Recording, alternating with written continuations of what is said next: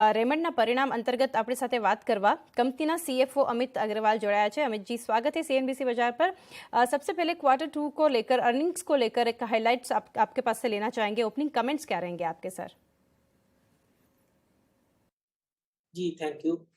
देखिए, सबसे पहले तो ये बताना चाहूँगा कि हमारे जितने बिज़नेस सेक्टर्स हैं, चाहे लाइफ़स्टाइल बिज़नेस हो, रियलिटी हो, इंजीनियरिंग हो, सब ने बहुत ही अच्छा प्रदर्शन किया।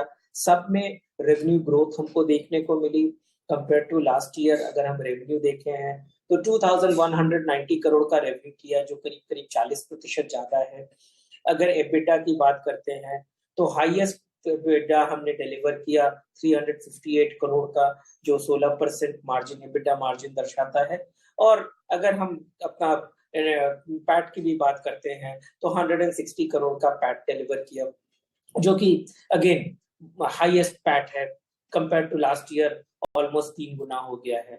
तो इसमें जो 3-4 चीज़ खास देखने को मिलती है, वो ये है कि जो डिमांड थी, वो हमको जुलाई-अगस्त में पता चलना शुरू हो गया था कि करीब 2 साल बाद लोग कोविड के बाद इस बार दशहरा, दिवाली और शादियाँ काफ़ी धूमधाम से, काफ़ी अच्छे से सेलिब्रेट करेंगे।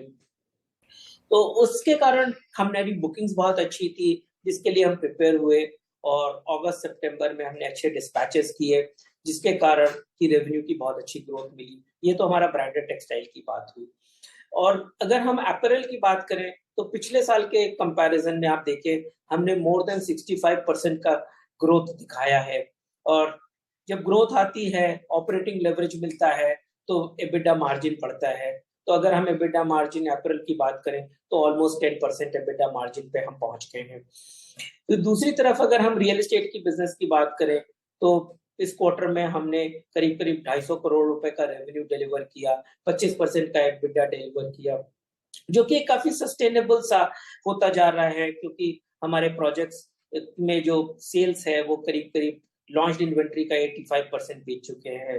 इस क्वार्टर में जो हमारा 10x प्रोजेक्ट है, उसमें 120 यूनिट बेची और 67 यूनिट्स हमने एड्रेस बाय जीएस में बेची।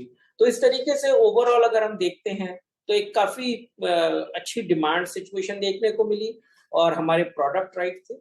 सेकंड, जो हमने कॉस्ट कंट्रोल के ऊपर काफ़ी ध्यान दिया था पिछले 2 सालों में, वो कॉस्ट कंट्रोल, कॉस्ट कॉन्शियसनेस हमने मेंटेन करी, जिसके कारण कि हमारा जो ओपेक्स कॉस्ट है एज़ परसेंटेज ऑफ सेल्स, जो कि 30% होता था प्री कोविड, वो गिर के 24.6% हो गया है, जो कि हमको हेल्प करता है प्रॉफिटेबिलिटी इंप्रूव करने के लिए।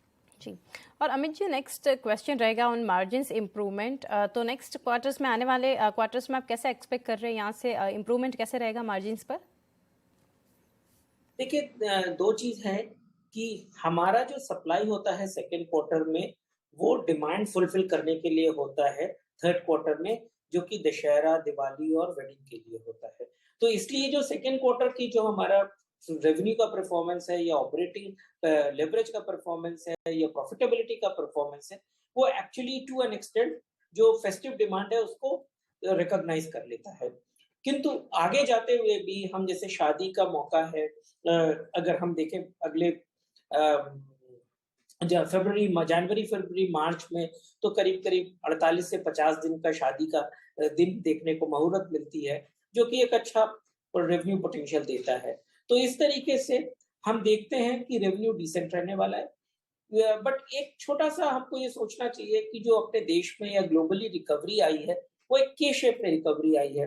तो जो लोअर मिडल क्लास का है, जिसकी इनकम लेवल थोड़ा कम है, जो नीड को मेंटेन करता है अपने, उसको, उसकी बाइंग पावर थोड़ी कम होती जा रही है। जो उसकी बाइंग पावर कम हो रही है, उसके कारण इन्फ्लेशन का जो इम्पैक्ट उसके ऊपर पड़ रहा है, वो थोड़ा कम खरीद रहा है।